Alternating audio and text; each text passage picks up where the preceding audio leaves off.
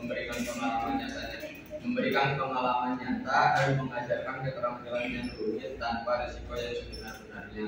Dalam artian simulasi di sini adalah contoh si Naufal ini sukses gitu di dalam definisi atau teknologi yang dia bangun di dalam bisnisnya. Dia itu sukses dalam roti bakar sampai punya karyawan contoh 100. Tapi si Naufal ini gak mengasih bocoran bahwa akhir titik kesuksesannya itu banyak resiko yang dijalani. Contoh di pertengahan jalan pas nalika dagang roti bakar dorong roda yang capai kan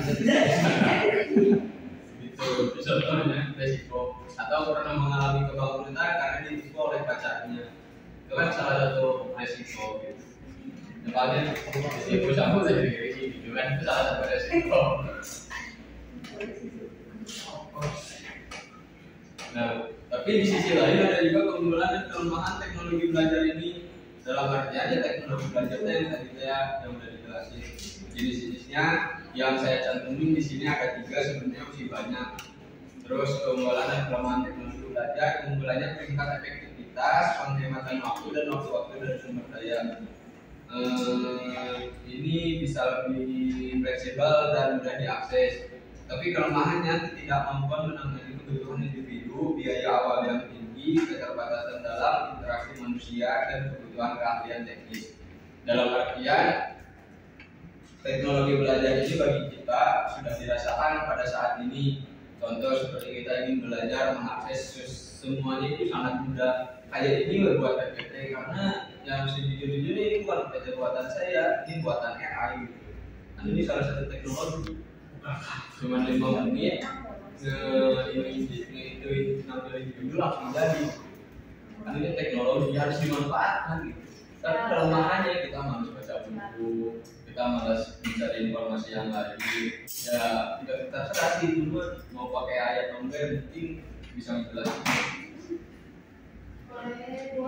Terus selanjutnya kelebihan cooperative learning. Kelebihan dari cooperative learning yang pertama ada meningkatkan pemahaman. Dengan melibatkan siswa secara langsung dalam diskusi dan aktivitas kelompok, siswa dapat belajar satu sama lain dan memperkuat pemahaman materi. Kalau misalkan jadi di dalam cooperative learning ini memang benar-benar sungguh-sungguh gitu. Antar individu dan antar kelompok itu benar-benar kerjasama, tidak mengandalkan satu sama lain. Karena di sisi lain ada juga yang kerja kelompok ini, contoh seperti si Naufal kerjasama dengan si Fahru, terus ini makalahnya orang yang berbeda, kan tidak ada interaksi satu sama lain gitu. Pertukaran pemahaman itu di situ tidak ada. Bahkan di semester 1 juga pernah terjadi ketika sekelompok dengan Naufal, Elsa dan juga Sasi ini. Jadi niat kita kerja kelompok ini pada akhirnya healing gitu. Tidak ada gitu dia kerja kelompok ini. Enggak ada sama di rumah. Jadi sistem cooperative learning ini sebenarnya sangat sulit gitu untuk diterapkan pada saat ini, karena ketika kita sudah bersatu dengan teman-teman rata-rata diobrol kita masalah hidup, bagaimana kita mencapai kebahagiaan itu gitu. Jadi rektor teknologi terserah belajar menjadi kangen dengan alasan satu dipakai alasan nanti saya masuk tara fokus dengan lokalnya kita begini kayak di rumah. Mesti alasan nanti ya. Terus memperbaiki keterampilan sosial. Kalau berada dalam cooperative learning, membantu siswa merancang strategi memecahkan masalah dan berkomunikasi efektif dalam kelompok. Kalau misalkan kita ini memang terjadi karena memang sosial pada zaman ini sudah diurus habis gitu oleh teknologi. Pada akhirnya kita bisa melihat gitu jangan saja di kelas lah, jangan menjadi kuku mahasiswa itu di rumah aja gitu sama tetangga itu wow gitu. Salah satu contoh yang memang hal itu sulit diwujudkan pada zaman ini. Memecahkan masalah yang pada akhirnya alasan nanti membuat di peraturan bisa jadi memecahkan masalah, tapi bisa jadi misalkan nanti permasalahan itu untuk dipecahkan secara bersama gitu dengan teman-teman. Dalam artian alasan nanti ya udah nanti pertengahan malam udah sholat tahajud biasanya gitu. Kalau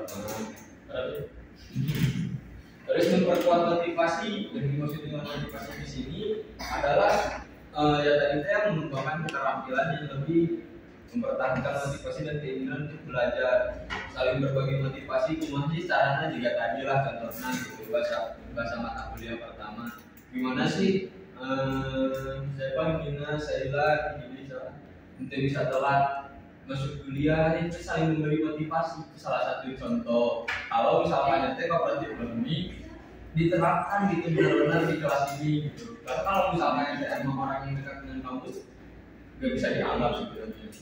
Cuma nimbalan dari tapi dia.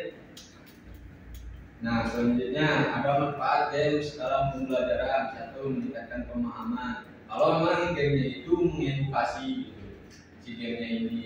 Dari sisi lain juga membuat apa ya, pikiran yang tadinya jenuh. Kalau misalnya ada yang bermain game yang kayak si Fahrul, pasti buyar gitu. Terus dia katakan, mau kalau bagi dipraktekkan mah juga si si craft ya gitu ya.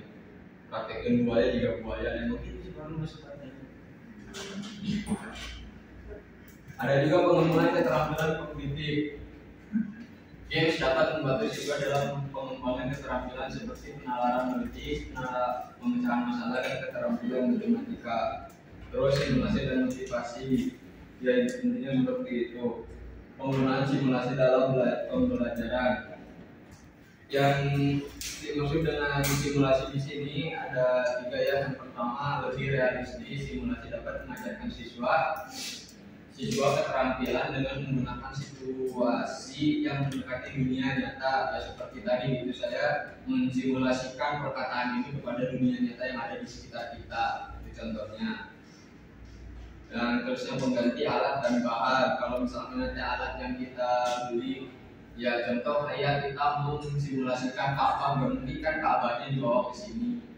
Beli contohnya celengan Ka'bah, tadi Ka'bah itu salah satu contoh simulasi pengganti alat dan bahan. Terus meningkatkan efisiensi simulasi dapat meminimalkan waktu yang diperlukan untuk pengajaran dan mempercepat pemahaman siswa.